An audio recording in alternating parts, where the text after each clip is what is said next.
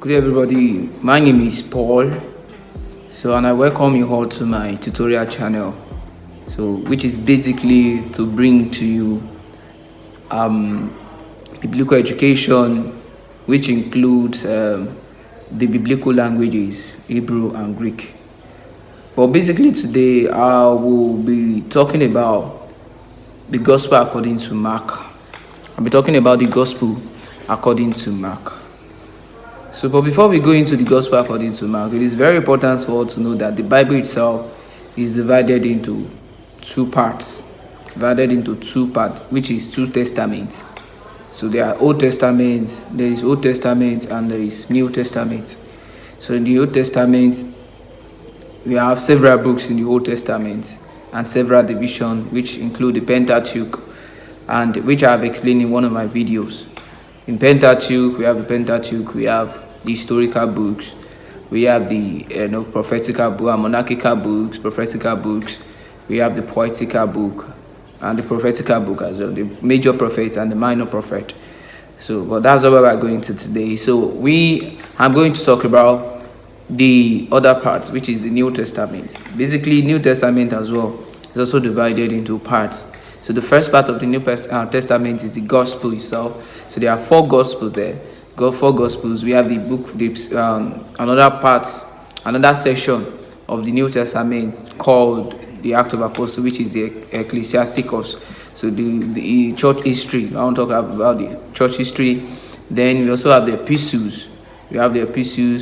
And there is the eschatological book too, which is the Revelation. So now when we talk about gospel according to Mark, so we have to go back to the gospel itself. And when we talk about the gospels, there are four gospels, but these four gospels are also divided into two. So the first part of it is called the synoptic gospel, and the last one, which is gospel according to the synoptic gospel, which are Matthew, Mark, and Luke. And the last one, which is John, is not classified as the synoptic gospel because there's a distinctive difference in their the way they presented Jesus Christ. So now the gospel according to Mark belongs to the group of the synoptic gospel. And the question is that, what do we mean by synoptic gospel? So we all know the gospels. Basically, the popular definition, the popular thing we know about the gospel is that the gospel talks about the birth of Jesus Christ, the life of Jesus Christ, his death, his death, suffering, death, resurrection, and his ascension. And all the gospels actually they recorded this, except for Matthew or except for John, that did not even that did not major in the human life of Jesus Christ. Not so much. It's not as if he did not talk about the human life of Jesus Christ, but he presented Jesus Christ as a divine being, as a divine logos.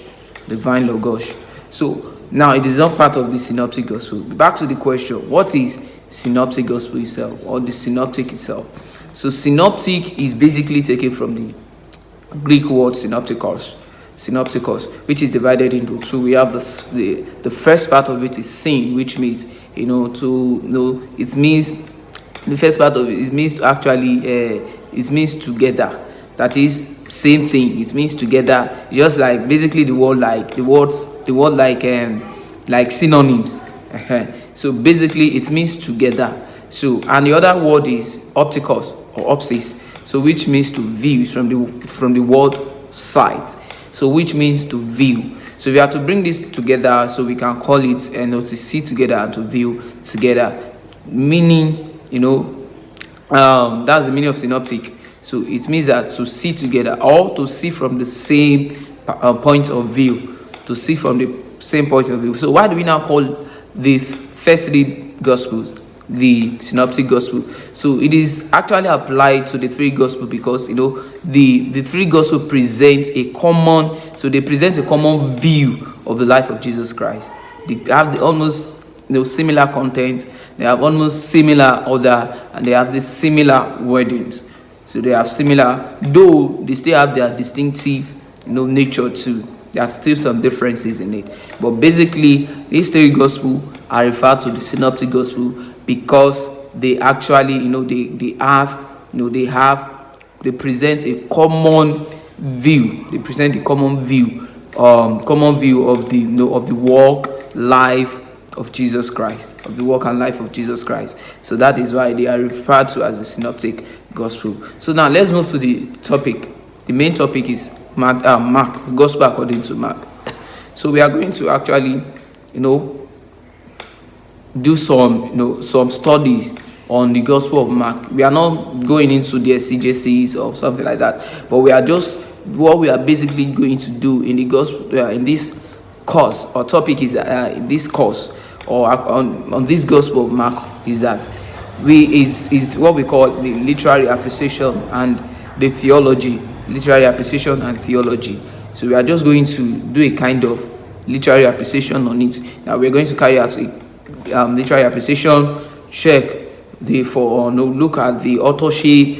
We look at the characteristics, purposes, and the purpose, and the destination, the setting, and so on and so forth. So including the theology of Mark too. So now let's delve into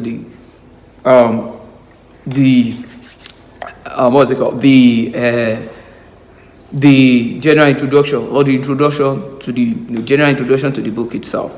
General introduction to the book itself. So when we talk about the book of Mark, so book of Mark is the shortest of the four gospels.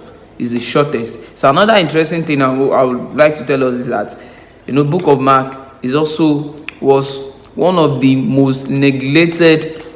Let me even call the most neglected of all the four gospels.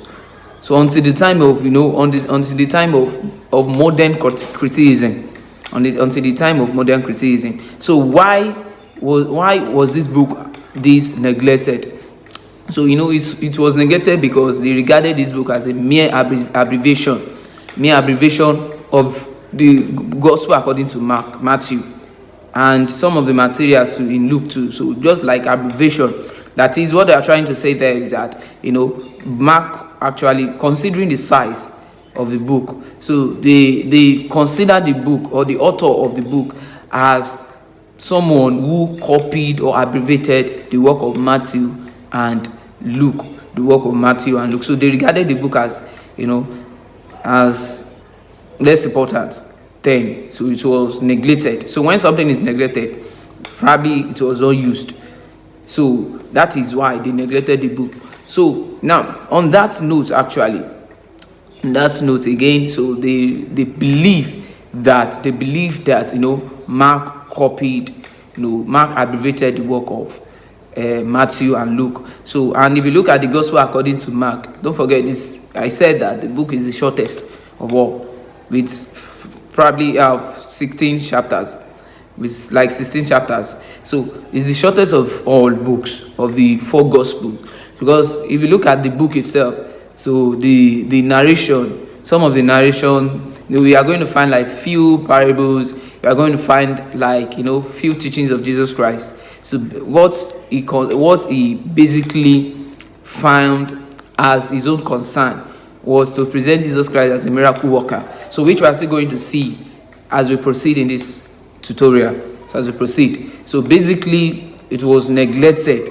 Actually, it was neglected, and it was believed that he abbreviated the work of Matthew and Luke. So another thing there is that, so by the time at the rise of modern critical study of the Bible, so Mark has now become the object. It's become the object of an intensive study. So scholars have to actually create time or pay more attention on the gospel according to Mark. So, and this intensive study actually results to the fact that when Matthew and Luke were actually writing their own gospel, so they made the two of them had the copies of Mark. There is a copy of Mark called the Proto-Mark or the Prior Mark. So the results of the critical study of the Bible actually shows that Matthew and Mark, that is the case turned to be the opposite. So that is, instead of Mark being the copier, or the abbreviated, being the one that abbreviated the work of Matthew and Luke. So it was both Matthew and Luke that actually made use, that had the copies, that is the prior Mark, or Marcos, or they call it proto Mark. So they had the copies of these. They had these copies by the time they were writing their gospel, and they got some of their information, some of their materials from Mark's gospel. So which we are still going to see by the time we get to the sources of this gospel. So, and almost all contents of this gospel is found in the remaining gospel, like Matthew and Luke, like I said before. So almost the contents of Mark's gospel were found in Matthew, according to Matthew and Luke. So which means that gospel according to Mark was the first written gospel. Following this analysis. So it was Matthew and Luke that actually made use of the work of Mark. So, and in conclusion of that introduction, so with all this actually, so since 1990s, so we are scholars, biblical scholars actually, especially the Catholic Biblicists. So all the what's it called? The Catholic biblical scholars. So they are trying to raise kind of cogent reasons to actually support the priority of Matthew in the form of Matthew's prior document. That is, these Catholic people, these Catholic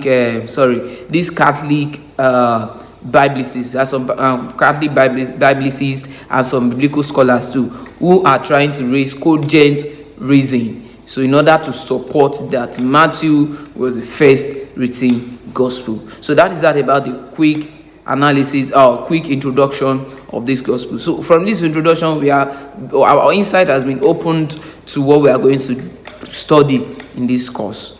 So in the next video, I'm going to take us through to the authorship of Mark. Thank you so much, and please don't forget to subscribe to my channel.